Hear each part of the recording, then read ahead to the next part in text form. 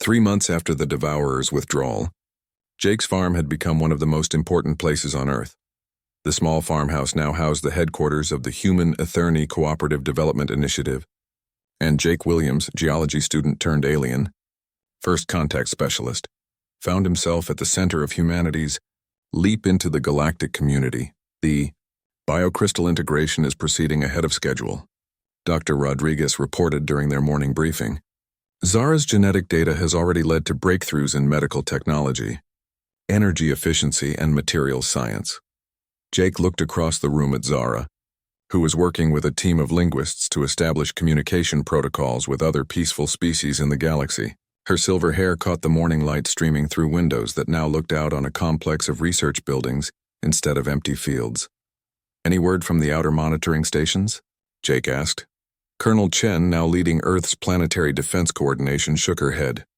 "No sign of Devourer ships returning, but we're tracking increased activity in 3 nearby star systems. Could be refugees from other worlds. Or it could be allies," Zara said, looking up from her translation work. "Word is spreading through the galaxy about what happened here. Some species are calling it the Terra Miracle, the first world to successfully resist Devourer conquest. The transformation of Earth in just 3 months had been remarkable. The resistance network that had fought the Devourers had evolved into a global cooperation framework unlike anything in human history. Nations that had been enemies were now sharing technology and resources, united by the knowledge that they faced threats from beyond their world. But the most significant changes were happening on a smaller scale. "Jake," Dr. Rodriguez continued, "the applications for the second wave of biocrystal integration are ready for review. We have requests from over 50 countries." Jake nodded, but his attention was on Zara. Over the past months, he had watched her transform from a traumatized refugee into something like an ambassador between worlds. She had shared her people's knowledge freely, helping humanity leap centuries ahead in technological development. But more than that, she had become the bridge between human stubborn creativity and Etherni harmony-based thinking. And somewhere along the way, Jake had fallen completely in love with her. "The evening briefing can wait," Jake said, standing up. "I need to check on the perimeter sensors." It was a weak excuse, and everyone knew it. But they had learned to give Jake and Zara space when needed. The two of them walked out of the command center and onto the small porch that overlooked what had once been just a farm and was now the unofficial capital of Earth's defense against cosmic threats. "You've been quiet today," Zara observed, settling onto the porch swing Jake's grandfather had built decades ago. "Just thinking about how different everything is," Jake replied, sitting beside her. "3 months ago, the biggest problem in my life was a truck that wouldn't start. Now I'm helping coordinate humanity's defense against alien invasions." Zara laughed, the musical sound that had become Jake's favorite noise in the universe. "3 months ago, I was the last of my species carrying the weight of an entire civilization's memory. Now, Jake prompted, now I feel like I'm part of something new, something that's neither fully Etherni nor fully human, but perhaps better than either." She looked at him with those ocean-colored eyes. "You humans have a saying, the whole is greater than the sum of its parts. We also have another saying," Jake said, taking her hand. "Home is where the heart is." Zara's expression grew serious. "Jake, there's something I need to tell you. The biocrystal, it's been changing since I arrived on Earth." Jake felt a flutter of concern. "Changing how?" "It was designed to preserve Etherni culture and genetics. But exposure to human creativity, human passion, human stubborn refusal to accept defeat, it's evolving, creating something new. Is that dangerous?" "I don't know," Zara admitted. "What I do know is that the crystal is no longer just preserving my people's legacy. It's creating a blueprint for something that has never existed before, a hybrid of Etherni harmony and human determination." Jake was quiet for a moment, absorbing the implications. "What does that mean for you, for us?" "It means," Zara said softly, "that I'm no longer the last Etherni. I'm the first of something new. And if you're willing—" She paused, her courage seeming to falter for the first time since Jake had known her. "If I'm willing to what?"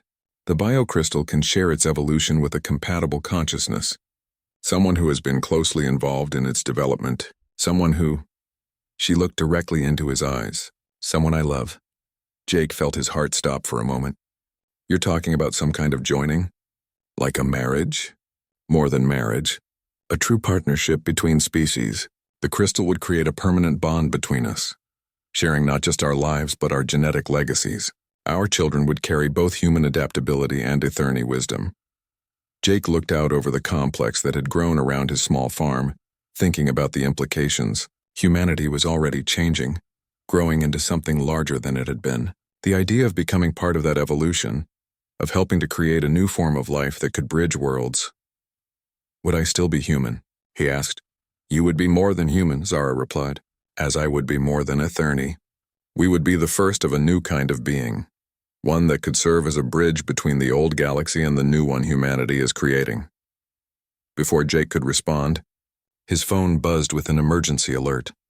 Dr. Rodriguez's voice came through the speaker. Jake, Zara, you need to see this. We're getting signals from the Kepler 442 system. Multiple ships, but they're not devourers. Jake and Zara hurried back to the command center, where screens showed the results of humanity's new deep space monitoring network. 3 ships were approaching Earth, but their biosignatures matched species from Zara's database of peaceful civilizations. They're refugees, Zara breathed, reading the data. Survivors from worlds the devourers conquered. They're coming here because they heard about what humanity accomplished. An interstellar refugee crisis, Colonel Chen said grimly. Are we ready for this? Jake looked around the room at the team that had become his second family.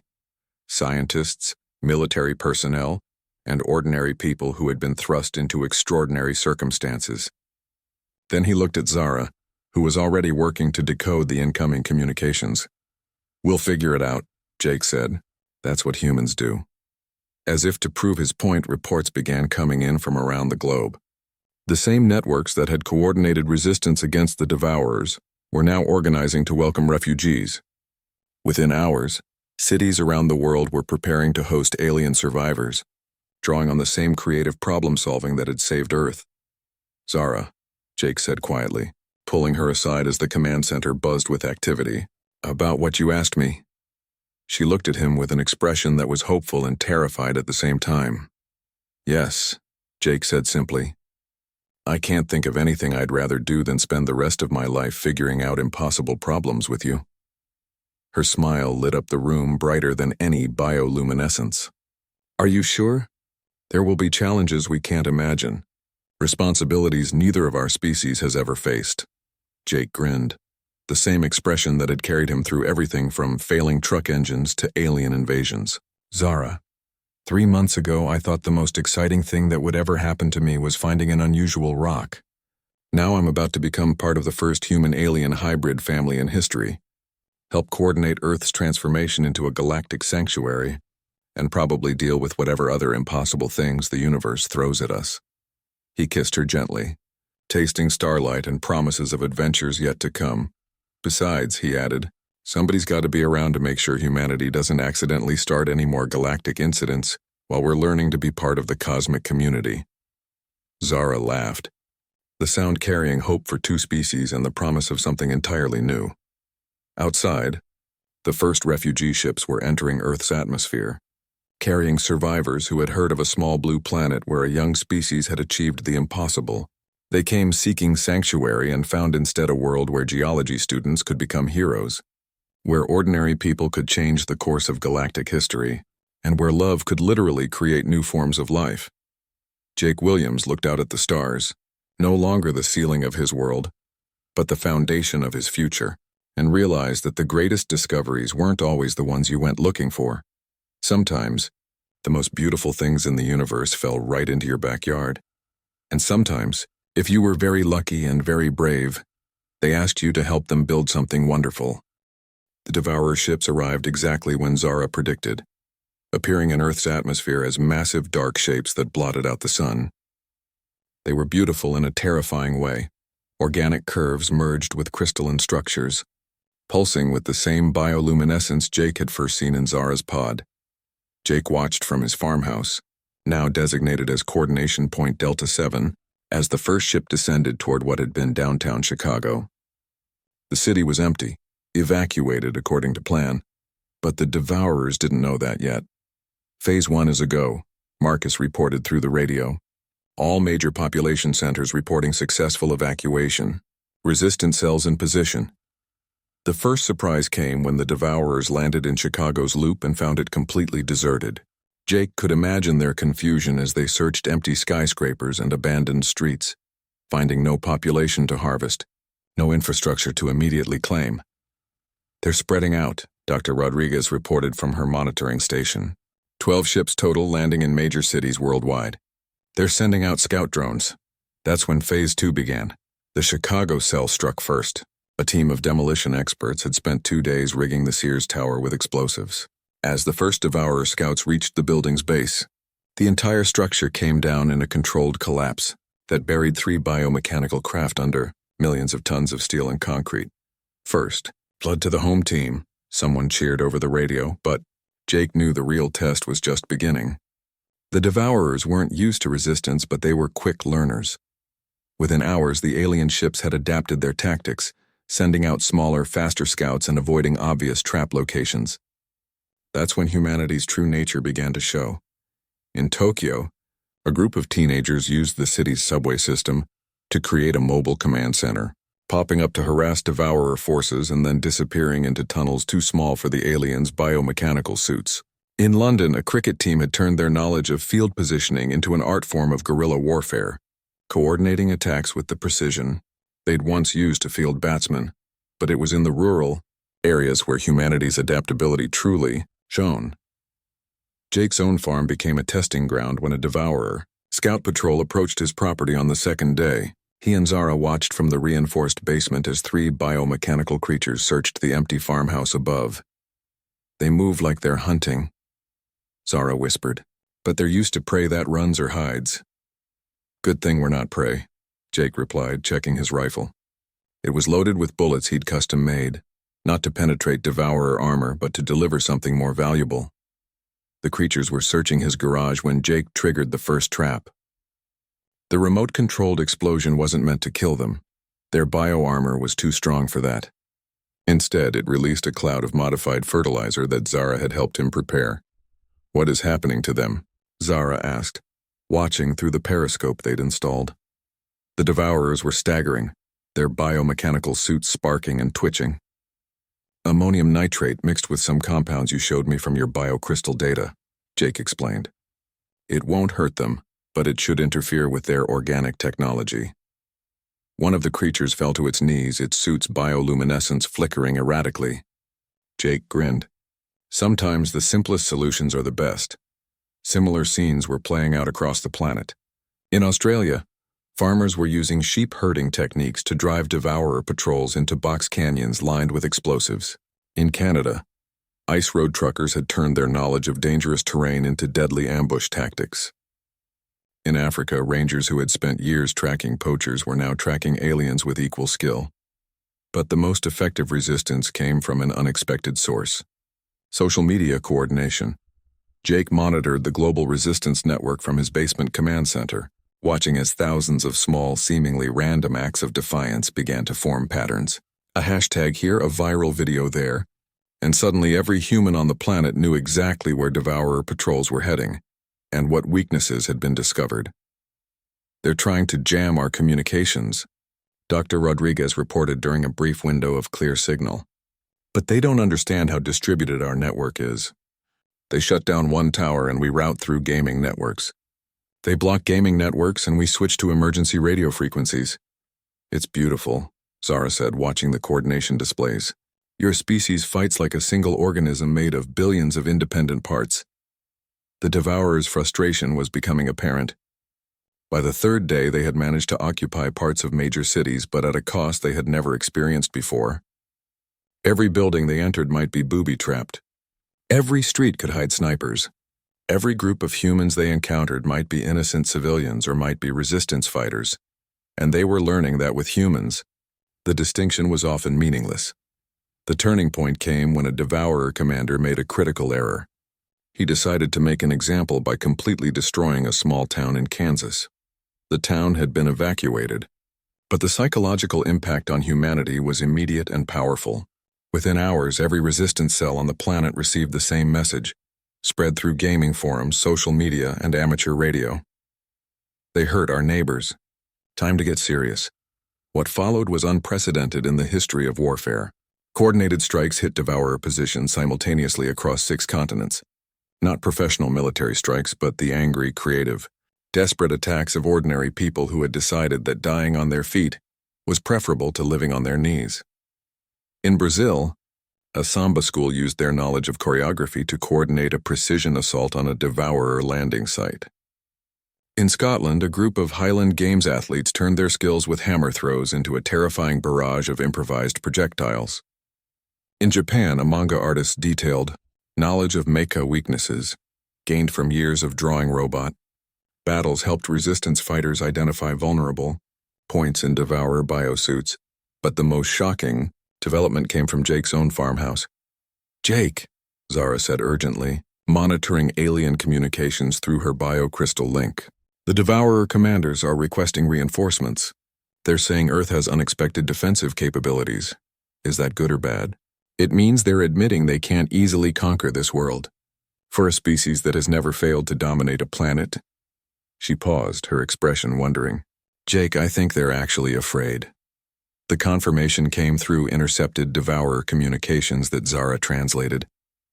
"This species exhibits unprecedented resistance patterns. Recommend strategic withdrawal pending development of new conquest protocols." "They want to retreat?" Jake asked incredulously. "More than that," Zara said, her voice filled with awe. "They want to study humanity before trying again. You've done something no species has ever done. You've made the devourers cautious." As if to punctuate her words, the radio crackled with reports from around the globe. Devourer ships were beginning to withdraw from ground positions, pulling back to orbital stations. "This is incredible." Dr. Rodriguez's voice came through the speakers. "They're not retreating in defeat, they're retreating in respect, fear? I don't even know what to call it." Jake looked at Zara, hardly daring to believe what he was hearing. "Did we actually win?" "Not one," Zara corrected gently.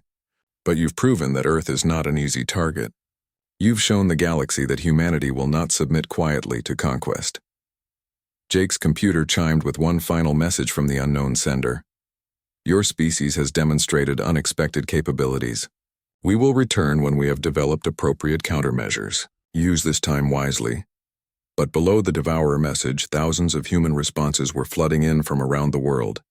Not messages of relief or celebration, but messages of preparation. "Round 1 to us. Let's get ready for round 2. Time to reverse engineer their tech and develop some surprises of our own. Next time they come, we'll be waiting with something special." Jake looked at Zara and realized that in trying to save her, humanity had discovered something about itself.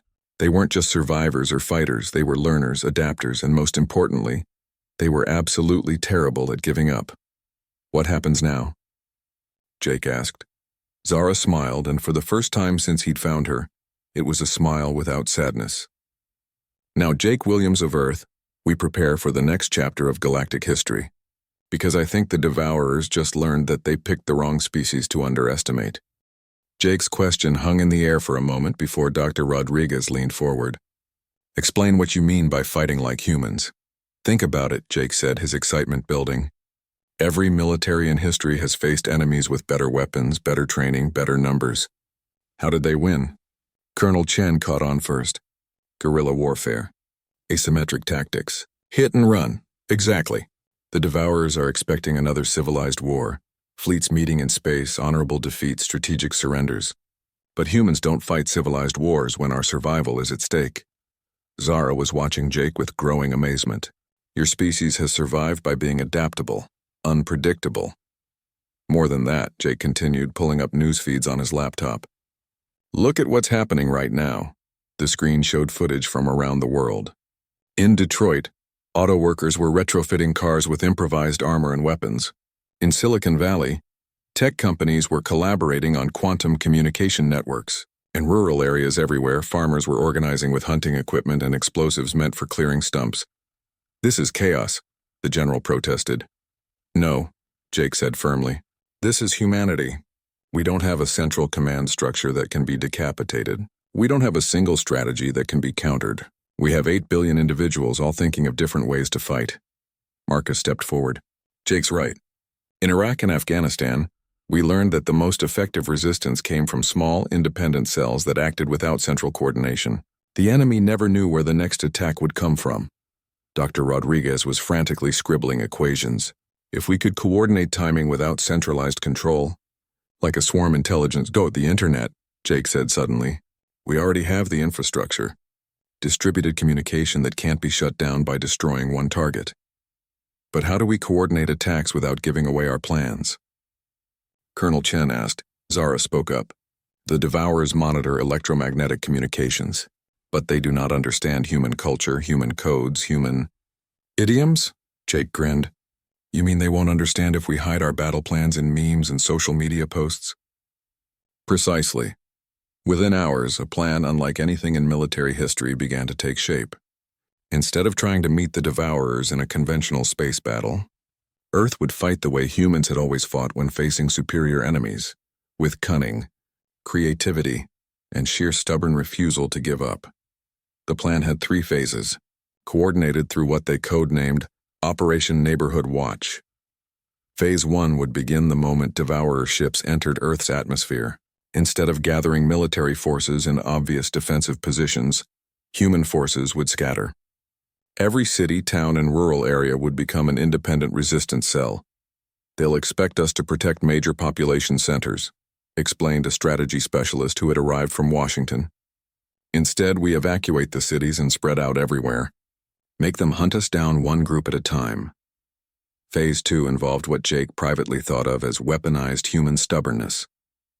Zara had explained that Devourers preferred to strip a planet methodically, harvesting resources and population centers efficiently, but humans would make efficiency impossible. Teams around the world were preparing to destroy infrastructure before the Devourers could use it. Oil refineries, power plants, communication hubs, anything that made a planet valuable would be destroyed by its own inhabitants rather than surrendered. We burn it all rather than let them have it, Colonel Chen said grimly. Scorched Earth on a planetary scale. But Phase 3 was the most audacious part of the plan, and it came directly from Jake's understanding of human nature. Every human culture has stories about heroes who sacrifice themselves to save others, he explained to the increasingly crowded farmhouse. David and Goliath, Thermopylae, the Alamo. We tell these stories because sometimes the willingness to die for something is more powerful than any weapon. The plan was insane. Volunteer teams would use every makeshift weapon, improvised explosive, and creative trap they could devise to make the Devourers pay dearly for every mile of Earth they took. Not to win, that was probably impossible, but to make the cost so high that the Devourers would decide. Earth wasn't worth the effort. You're talking about turning the entire planet into one massive booby trap, Rodriguez said. Yes, Jake replied. Populated by 8 billion very angry, very creative primates who really don't like being told what to do. Zara had been quiet for several minutes, but now she stood up. There is something else. Something I have not told you. The room focused on her. The biocrystal I carry contains more than just our cultural memory. It also contains the genetic codes for Etherni biotechnology. If I were to die while defending this world... She paused, touching her chest. The crystal would release those codes into Earth's biosphere. What does that mean? Jake asked. It means that if the Devourers destroy me here, they will have given humanity access to technology that could eventually challenge them. My death would become humanity's inheritance. The silence that followed was profound. You're talking about a dead man's switch, Marcus said finally, but for an entire species.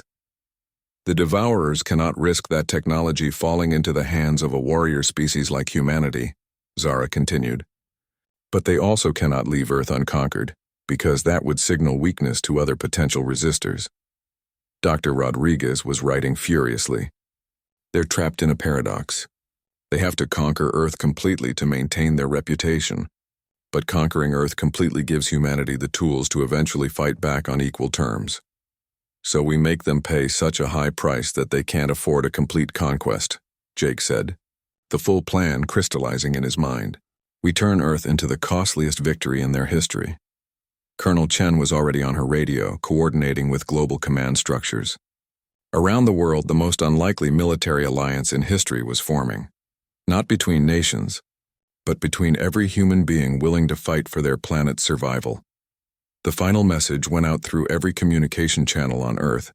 hidden in plain sight within normal social media traffic, news reports, and casual conversations. Neighbors. The barbecue starts in 36 hours. Bring your own fireworks. B.O.B., but make sure it's something with a kick. Remember, we're not trying to win the contest. Just make sure the judges remember our performance. See you at the block party. Management. To the devourers monitoring Earth's communications, it was meaningless human chatter. To 8 billion potential resistance fighters, it was a declaration of war. Jake looked around his small farmhouse, now serving as an unlikely command center for humanity's desperate last stand. In 36 hours, ships carrying an alien race that had conquered dozens of civilizations would arrive expecting another easy victory. Instead, they would find humanity doing what it did best, fighting dirty, thinking creatively, and absolutely refusing to go quietly into extinction. Zara, Jake said as the military personnel dispersed to coordinate final preparations. Do you think we have a chance? She looked at him with those ocean-colored eyes, now bright with something that might have been hope. Jake, in the past 4 days, your species has done something mine never did in thousands of years of civilization. What's that? When faced with impossible odds, you got angry instead of afraid. Yes, she smiled. I think you have a chance. Jake's phone started ringing 6 hours after he sent the emails. The first call was from his cousin Marcus, who worked intelligence for the Air Force. Jake, what the hell kind of prank are you trying to pull? Marcus's voice was strained. I just got a call from my commanding officer asking why someone in my family is claiming to have an alien refugee. It's not a prank, Marcus. Jake looked at Zara, who was sitting tensely on the couch. I need you to listen to me very carefully. Jake, I love you, man, but this is... Marcus, remember when we were kids and I told you about the strange lights I saw over the North Field? You said I was crazy, but 3 days later the Air Force showed up asking questions about UFO sightings. There was silence on the other end of the line. Jake had never told anyone except Marcus about that incident, and they had never spoken of it again. You're serious, Marcus said finally. Dead serious. And if I'm right, we have less than 3 days before Earth faces an invasion that will make every science fiction movie look like a children's story. 2 hours later, Marcus arrived with a small convoy of military vehicles. Jake watched from his window as men in black suits and uniforms climbed out, along with people carrying equipment he didn't recognize. Too late to run now, Jake muttered. Zara stood beside him, her hand finding his. Thank you, she said quietly, for believing in me. For trying to help. We're not done yet, Jake replied. The knock on the door was surprisingly polite. Jake opened it to find Marcus standing with a woman in an Air Force colonel's uniform and a man in a plain black suit who screamed, Federal agent. Jake Williams? The colonel asked. I'm Colonel Sarah Chen. I understand you have some information that could be vital to national security. I have more than information, Jake said, stepping aside to let them in. The agents stopped cold when they saw Zara. Even prepared for something unusual, the reality of an alien being sitting calmly in Jake's living room was clearly overwhelming. Holy shit, one of the younger soldiers whispered. Language, Colonel Chen snapped, but her voice was shaky. Zara stood gracefully. Greetings. I am Zara Thys of the Etherny. I bring warnings of grave danger to your world. The next 6 hours were a whirlwind of questions, tests, and increasingly frantic phone calls. More vehicles arrived. Scientists, linguists, military strategists, and people Jake couldn't identify, but who carried themselves with the authority of those accustomed to dealing with impossible situations. Dr. Elena Rodriguez, an astrophysicist from MIT, arrived on a military transport. Jake recognized her from his friend's social media. She had been studying unexplained space phenomena for years. The mathematics work, she said after Zara had explained the biospace technology the Devourers used. It's terrifying, but it works. They could literally tear holes in space-time to travel instantly between star systems. How long until they arrive? Colonel Chen asked. Zara closed her eyes, touching the biocrystal Jake now knew was embedded near her heart. 57 hours, 32 minutes. They are already in your outer solar system. The room fell silent. What kind of defenses do they have? Asked a general who had arrived an hour earlier. Energy shields that can deflect most projectile weapons. Their ships are partially biomechanical. They can heal damage almost instantly. They use weapons that disrupt molecular bonds, essentially dissolving anything they target. Jesus, someone muttered. However, Zara continued, they have weaknesses. They rely heavily on their technology and their overwhelming superiority.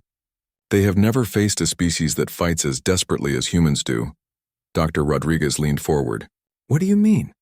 The Devourers conquer through fear and superior technology. They expect civilizations to surrender when faced with hopeless odds. But humans... Zara looked at Jake. Humans fight hardest when the situation seems impossible. Jake's laptop chimed again. Another message from the same unknown sender. We see your primitive military gathering. It will not save you. 48 hours remain. But this time the message was followed by something else. Hundreds of replies from people around the world. Jake's story passed from person to person through social media and underground networks, had spread faster than any government could contain it. A teenager in Tokyo had hacked into a satellite network and spotted unusual movement near Jupiter. A group of amateur radio operators in Brazil had detected strange signals. A physics professor in Sweden had independently calculated the energy signature that Zara described and confirmed it was theoretically possible. Most remarkably, people were responding not with panic but with determination. Colonel, one of the communications specialists called out, you need to see this. The screen showed a global map dotted with thousands of points of light. Every light represents a group of civilians who have confirmed they received the information and are requesting instructions on how to help. Colonel Chen stared at the display. How many people are we talking about? Last count was over 2 million and it's growing exponentially. Jake felt a surge of pride mixed with terror. This was humanity at its finest. Faced with an impossible threat, people weren't running or hiding. They were volunteering to fight. What can civilians possibly do against advanced alien technology? The general asked. Zara stood up, and for the first time since Jake had found her, she looked like royalty. General, may I tell you about the last battle for my world? The room quieted. The Devourers expected our surrender after they destroyed our orbital defenses, but some of our people chose to fight with whatever they had. Farmers used agricultural equipment as weapons. Scientists turned research tools into bombs. Artists used their knowledge of harmonics to disrupt Devourer communications. Her voice grew stronger. They held the Devourers at the capital city for 3 days longer than should have been possible. Not because they had superior weapons, but because they refused to surrender. They forced the Devourers to destroy the city completely instead of capturing it intact. Did it make a difference? Dr. Rodriguez asked quietly. It gave us time to evacuate more people. It showed the Devourers that not all civilizations would fall easily. And it taught them to fear desperate defenders. Zara's eyes blazed. The Devourers believe humans are primitive. They do not know that primitiveness can be a strength. Jake's phone buzzed with a text from his friend who ran the conspiracy blog. Dude, my readership just went from 12,000 to 800,000 in 4 hours. People are building weapons in their garages and forming neighborhood militias. This is either the greatest hoax in history or the most beautiful disaster ever. Colonel Chen was coordinating with other military bases worldwide. The Pentagon, NORAD, and equivalent organizations in every major nation were scrambling to prepare defenses that had never been designed to face an extraterrestrial threat. What about nuclear weapons? Someone asked. Zara shook her head. Their ship's biotechnology can absorb and redirect nuclear energy. You would only be feeding them. Conventional explosives? More effective, but they heal too quickly for single strikes to matter. Dr. Rodriguez was frantically taking notes. What about coordinated attacks? Multiple simultaneous strikes? Possible, Zara said thoughtfully. But you would need perfect timing and overwhelming numbers, Jake. Looked around the room at all the experts and officials trying to solve an impossible problem with traditional military thinking. You're all thinking like generals, he said suddenly. Everyone turned to look at him. But Zara said it herself. The Devourers expect us to fight like a civilization. What if we don't? What do you mean? Colonel Chen asked. Jake walked to his computer and pulled up the global map still showing millions of volunteer points. What if we fight like humans? Over the next 3 days, Jake watched Zara grow stronger. She explored his small house with the curiosity of a child, marveling at simple things like light switches and running water. But it was his computer that truly captured her attention. This device, she said in carefully pronounced English, It stores knowledge? Jake looked up from his geology textbook. Her English was improving at an incredible rate. Yeah, sort of. It connects to a network where all of humanity shares information. Zara's eyes widened. All humans share knowledge freely? Well, most of it. Some costs money and some is restricted, but yeah, basically. She stared at the computer screen with something approaching reverence. My people would find this remarkable. Jake seized the opportunity. Tell me about your people. Zara settled onto the couch beside him, her silver hair catching the morning light streaming through the windows. She had taken to wearing his old flannel shirts and jeans, which looked oddly perfect on her despite the size difference. We are called the Etherni, she began. We come from a world orbiting what you would call a binary star system. Our planet is ancient, beautiful, with crystal cities that sing in harmony with stellar winds. As she spoke, Jake found himself lost in her description. The Etherni were an old race, peaceful by nature, devoted to art, science, and what Zara called harmony cultivation, something like meditation but involving connections between individuals and their environment.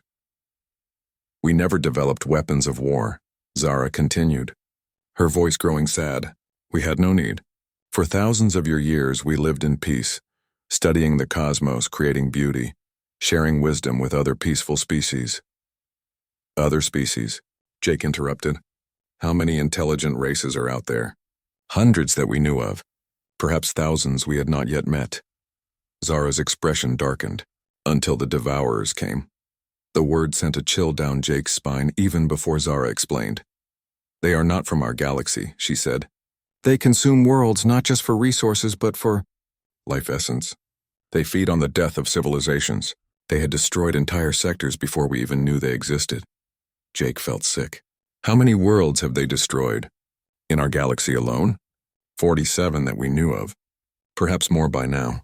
Zara's voice was barely a whisper. They came to our system 6 months ago in your time. We tried to evacuate, but we had so few ships capable of interstellar travel. We were not a species that fled from our homes. But you escaped, Jake said gently. Zara shook her head.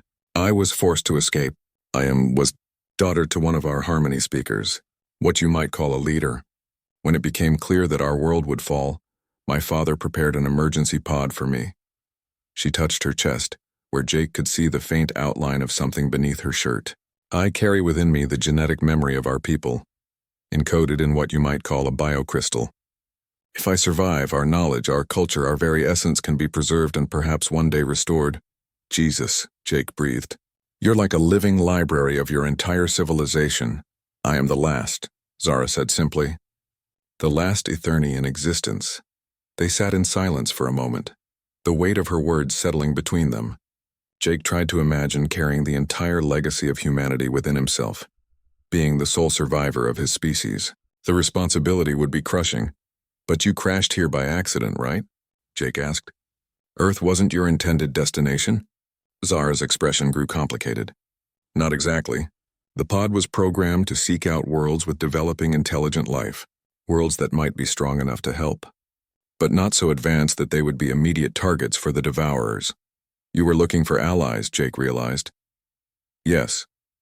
My father believed that species like humanity, young, adaptable, with warrior spirits but also capacity for growth, might be our best hope for stopping the Devourers. Warrior spirits? Jake laughed nervously. I think you overestimate us. We're still fighting wars over oil and borders. Zara studied him seriously. Jake, in the 3 days I have been here, you have shown me more kindness than I dared hope for. You found a stranger from the stars and brought her into your home without hesitation. You have fed me, protected me, and asked for nothing in return. This is not the behavior of a primitive species. Jake felt heat rise in his cheeks. Anyone would have done the same thing, would they? Zara challenged. In my research of your species through this remarkable information network, I have learned that humans often fear what they do not understand. Yet you showed no fear, only compassion. Before Jake could respond, his computer chimed with an email notification. He glanced at the screen and froze. The sender was listed as unknown, but the subject line made his blood run cold. We know you have her. Zara, Jake said slowly, not moving his eyes from the screen.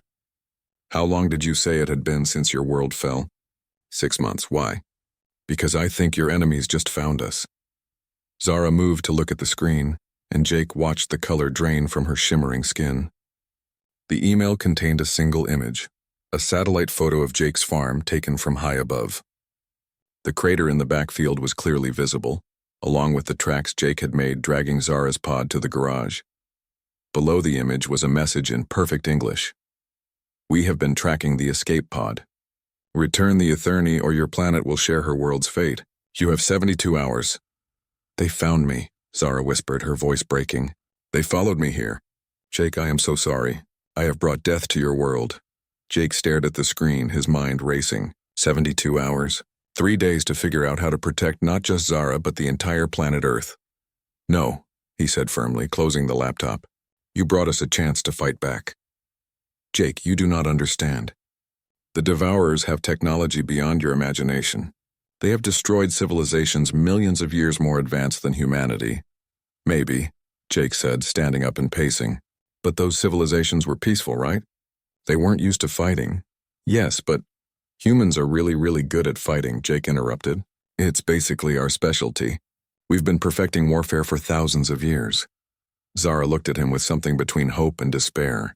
Even if that were true, how could you possibly prepare your entire species in 72 hours? Jake was quiet for a moment, thinking.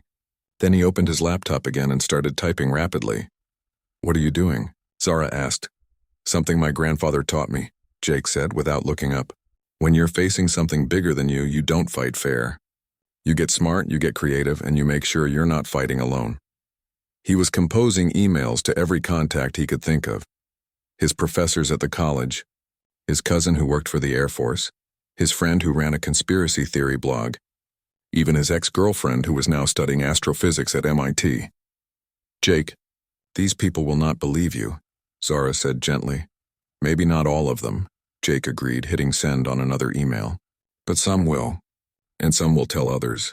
And in 72 hours, the Devourers are going to discover that humanity doesn't give up without a fight. Zara watched him work, and for the first time since her pod had cracked open, she began to believe that maybe, just maybe, she had crash-landed on exactly the right world. The alien girl tried to stand but immediately collapsed, her legs shaking like a newborn colt's. Jake started forward instinctively, then stopped himself. What if she was dangerous? What if touching her would hurt her or him? But when she looked up at him, those ocean-colored eyes filled with what could only be fear and exhaustion, Jake's protective instincts kicked in. He'd grown up on a farm, helping with difficult births and injured animals. This wasn't much different except for the part where she was clearly from another world. Easy there, he said softly, approaching slowly with his hands visible. I'm not going to hurt you. She said something in that musical language, her voice weak but urgent.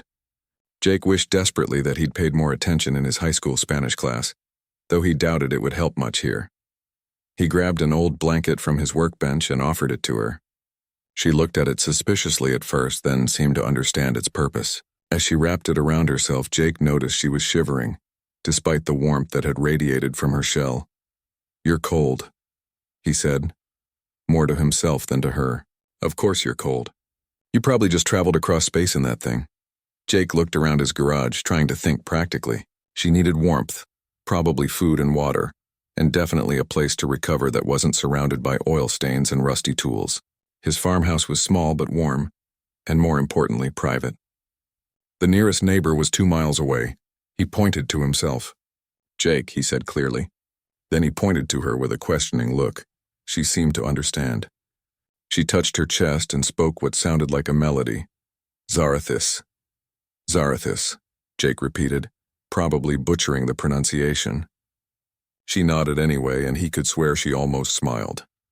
Okay, Zara, Jake said, shortening it to something his tongue could handle. Let's get you inside. She tried to stand again, with slightly better success this time. Jake offered his arm for support, and after a moment's hesitation, she took it. Her skin was warm and surprisingly smooth, with a texture unlike anything he'd ever felt. Walking to the house was slow going.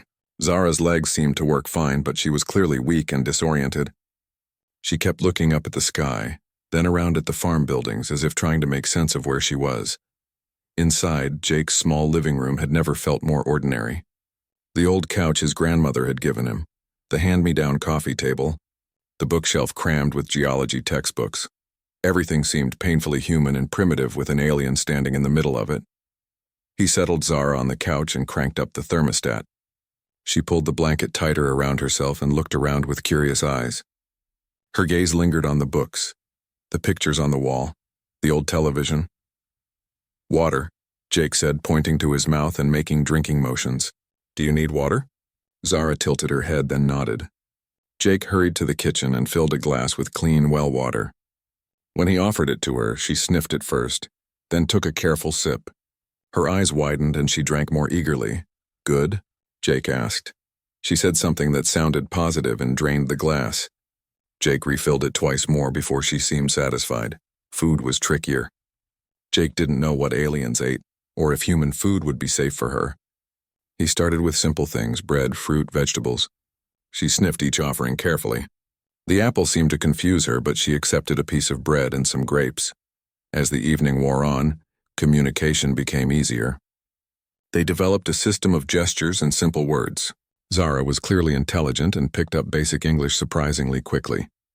By midnight, she could say yes, unknown, or please, and thank you, with a pronunciation that made the words sound like music. Jake made up the spare bedroom for her, though he wasn't sure if she slept like humans did. She seemed to understand beds, at least, and accepted the offered pajamas with gracious nods. But when Jake went to leave her alone for the night, she grabbed his arm and spoke urgently in her own language. Her eyes were wide with what looked like panic. "It's okay," Jake said gently. "You're safe here. I'm just going to my room right down the hall." She didn't understand all the words, but his tone seemed to calm her. Still, she kept hold of his arm. Jake thought for a moment, then dragged a chair from the kitchen and positioned it next to the bed. "I'll stay until you fall asleep," he said, settling into the chair. Zara lay down but kept her eyes on him, as if afraid he might disappear. Gradually, her breathing slowed and her eyelids grew heavy. Just before she drifted off, she spoke one word clearly. "Jake." His name in her musical voice sounded like something from a dream. Jake dozed in the chair, startling awake every time Zara moved or made a sound. She slept restlessly, sometimes murmuring in her own language, sometimes crying out as if in the grip of nightmares. Around dawn, she woke with a gasp, sitting bolt upright. Jake was instantly alert. "Bad dream?" he asked.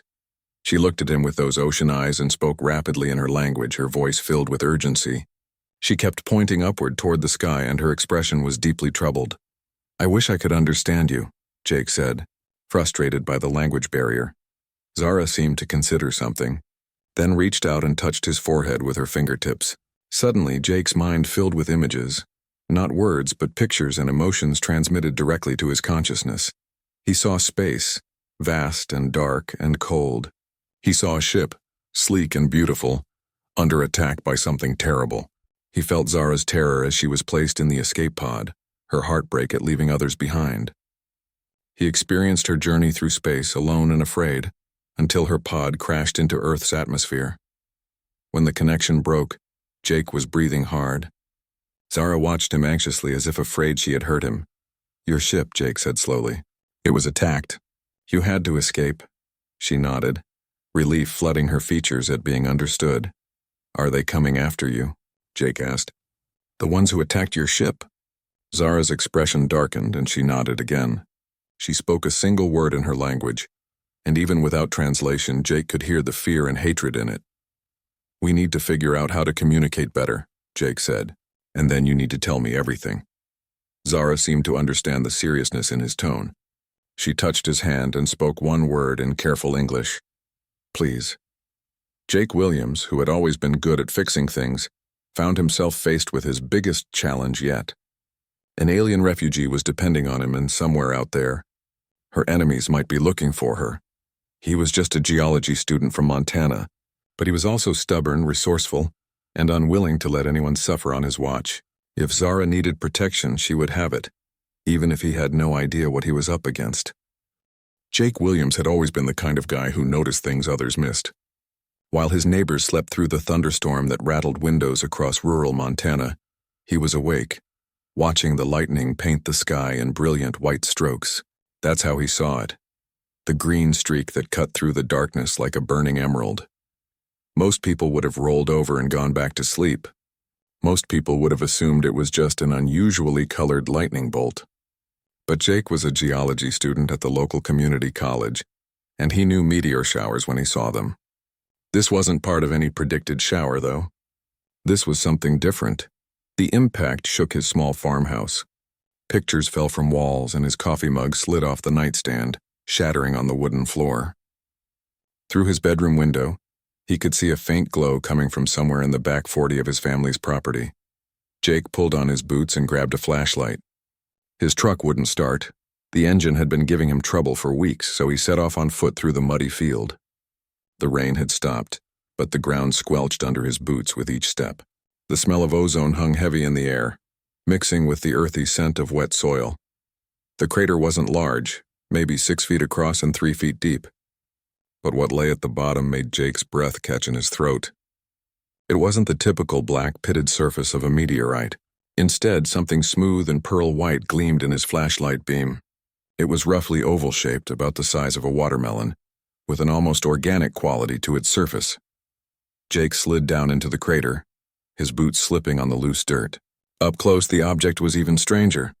It felt warm to the touch, and he could swear he saw patterns moving just beneath its surface, like veins of light pulsing with a slow, steady rhythm. "What the hell?" he whispered, running his hands over the smooth surface. It definitely wasn't any kind of rock he'd ever studied. The surface had a slight give to it, almost like leather, but warmer and somehow alive. Getting the thing out of the crater proved to be a challenge. It was heavier than it looked, but not impossibly so. Jake managed to rig up a rope system using his truck's winch, after finally getting the old Ford to start with some creative cursing and mechanical persuasion. By dawn, he had the mysterious object sitting in his garage covered with a tarp. He should call someone he knew. The geology department at the college would be interested. Hell, NASA would probably want to take a look. But something made him hesitate. Maybe it was the way the object seemed to pulse with its own inner light. Or maybe it was just the stubborn independence that ran in his family. Whatever the reason, Jake decided to keep his discovery to himself, at least for now. He spent the morning researching online, trying to find anything that looked similar. Meteorites, space debris, even strange military projects. Nothing matched what sat in his garage. The closest thing he could find were pictures of large dinosaur eggs, but those were fossils, millions of years old and definitely not glowing. Around noon, the pulsing light began to change. Instead of the slow, steady rhythm Jake had observed, it started to speed up. The patterns under the surface became more complex, almost frantic. He touched the surface again and jerked his hand back. It was much warmer now, almost hot. "Come on," he muttered, grabbing his laptop and searching for anything about alien artifacts or unexplained phenomena.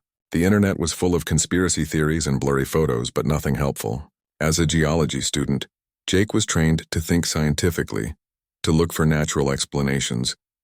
But as the object in his garage grew warmer and brighter, natural explanations seemed increasingly inadequate.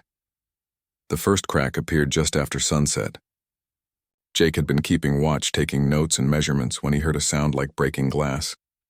A hairline fracture ran down one side of the object, glowing with soft blue light. His heart hammered in his chest. Should he call 911? The fire department? What exactly would he tell them? That an alien egg was hatching in his garage. More cracks appeared, spreading across the surface like a spider web. The pulsing light grew brighter, and Jake could feel heat radiating from the object even from 6 feet away. Whatever was inside was definitely trying to get out. Jake found himself thinking about his grandfather, who had fought in World War II and later became a small-town doctor. The old man had always said that when faced with the unknown, the best thing to do was stay calm and pay attention. "You can't help anybody if you panic," he used to say, so Jake stayed calm. He pulled on work gloves and safety glasses, positioned himself a safe distance away, and waited. The shell began to split apart with sounds like breaking ceramic. Pieces fell away, revealing something that made Jake's scientific training completely irrelevant. Inside the shell was definitely not a rock, and it definitely wasn't from Earth. A hand emerged first, delicate, with 5 fingers like a human's, but with skin that shimmered like oil on water. Then an arm, then a shoulder. Jake watched in stunned silence as the most beautiful being he had ever seen pulled herself free from the broken shell. She was humanoid, but clearly not human. Her skin had that same shimmering quality as her hand, changing color slightly as she moved. Her hair was long and silver, almost metallic, and her eyes were large and luminous, shifting between blue and green like deep ocean water. She looked around the garage with obvious confusion. Then her gaze settled on Jake. For a long moment, they stared at each other across the space between species and worlds. Then she spoke. And though the words were in no language Jake had ever heard, he somehow understood the tone. She was asking for help. Jake Williams, small-town college student and keeper of family secrets, found himself face-to-face with proof that humanity was not alone in the universe. And she was looking at him like he might be her only hope.